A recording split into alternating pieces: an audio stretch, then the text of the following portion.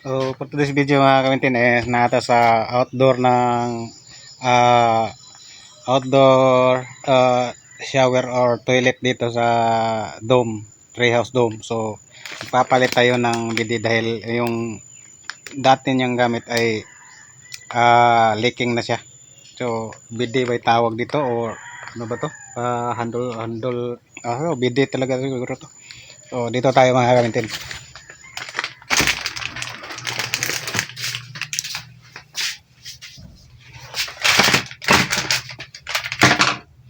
So dahil po ay leaking na po ito, so kailangan nating palitan. So dito na po dumadaan yung ano niya, tubig. So kailangan nating palitan to. So pinatay nila kasi malakas na yung tagas. So ayan, panoorin niyo po mga kamitin.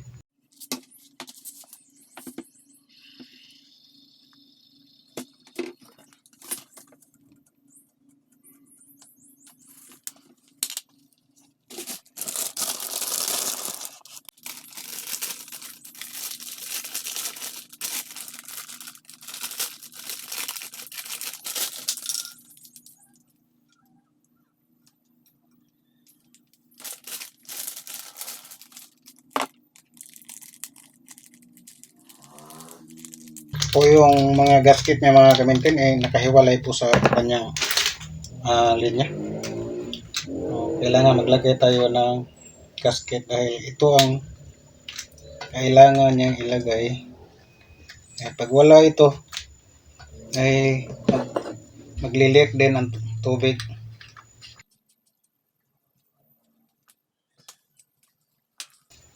Ayan po, dito din sa kabila maglalagay din tayo. So sa mga nanonood dyan, sana po ay huwag niyong kalimutang i-share yung mga gawa natin. Pag-support na lang po, tapusin natin itong ginagawa natin.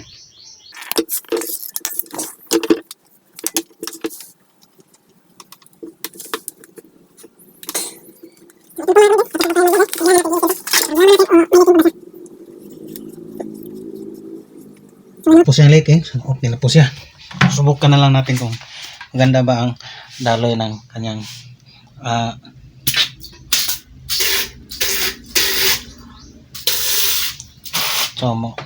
okay na po siya. So ito po mga kamintin yung gawa natin. So balik na po natin dyan. So yan na po. Sana po yung suportahan. Easy maintenance po. Maraming salamat po sa inyo.